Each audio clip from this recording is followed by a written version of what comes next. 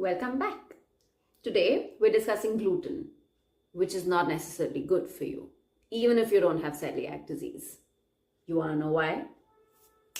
Let me explain.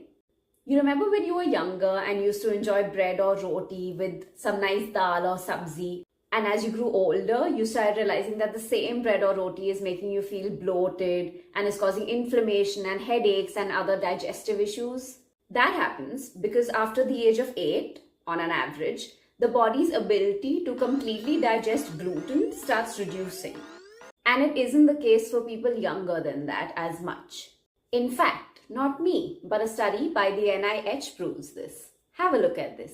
This study clearly shows that infants till the age of 9 months were able to digest gluten completely, and that ability significantly reduces after the age of 8.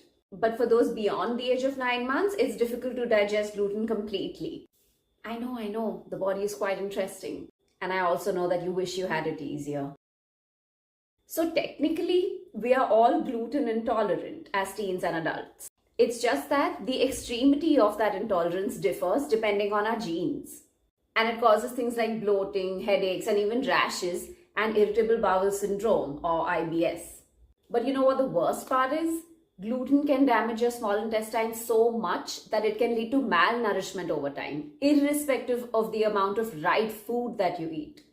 So gluten has something called gliadin. When you consume a gluten-rich product, the body converts the gliadin in it to something called deamidated gliadin in the small intestine. Now what happens is that the immune system sees this deamidated gliadin as a threat. And what does the immune system do when it starts noticing a threat in the body?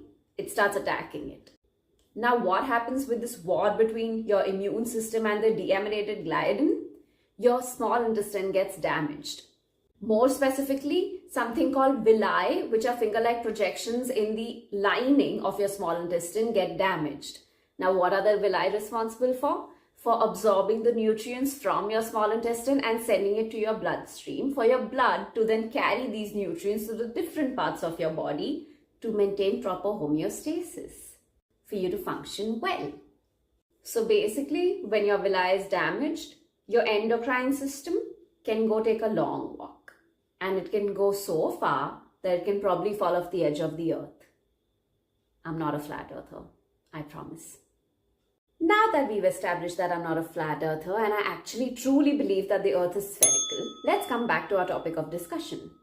So basically, my point here is that if you want your body not to nourish you, then please go ahead and have lots of gluten. But if you want to lead a healthy life and you want your nutrients to get properly delivered to the different parts of your body that require these nutrients, then choose to go gluten-free or limit the amount of consumption of gluten on a daily basis.